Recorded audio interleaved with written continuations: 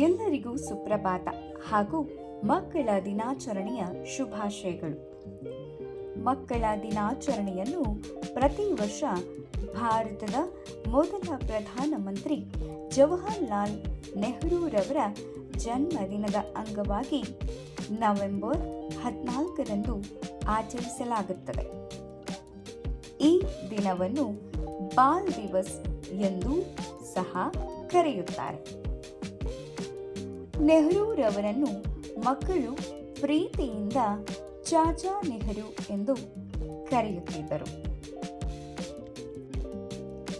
ನೆಹರೂರವರು ಮಕ್ಕಳಿಗೆ ಯಾವಾಗಲೂ tomorrow is yours ಅಂದರೆ ನಾಳೆ ನಿಮ್ಮದು ಎಂದು ಹೇಳುತ್ತಿದ್ದರು.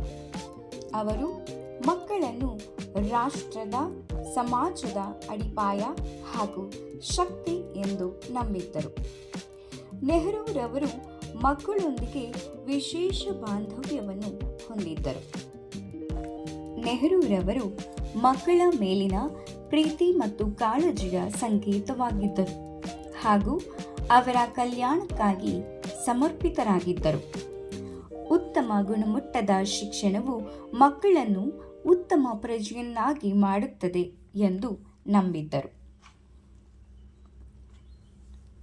ಶಿಸ್ತು ಹಾಗೂ ಪ್ರಾಮಾಣಿಕತೆಯ ಮೌಲ್ಯಗಳನ್ನು ಹೊಂದಿರುವ ಮಕ್ಕಳು ಶಾಲೆ ಮತ್ತು ಜೀವನದಲ್ಲಿ ಯಶಸ್ವಿಯಾಗುತ್ತಾರೆ ಎಂದು ನೆಹರೂರವರು ಹೇಳುತ್ತಿದ್ದರು. ಈ ಮೌಲ್ಯಗಳನ್ನು ನಾವು ನಮ್ಮ ಜೀವನದಲ್ಲಿ ಅಳವಡಿಸಿಕೊಳ್ಳೋಣ ಎಂದು ಹೇಳುತ್ತಾ ನನ್ನ ಭಾಷಣವನ್ನು ಮುಗಿಸುತ್ತಿದ್ದೇನೆ. ಜೈ ಹಿಂದ್, ಜೈ ಕರ್ನಾಟಕ ಮಾತೆ. ಧನ್ಯವಾದಗಳು.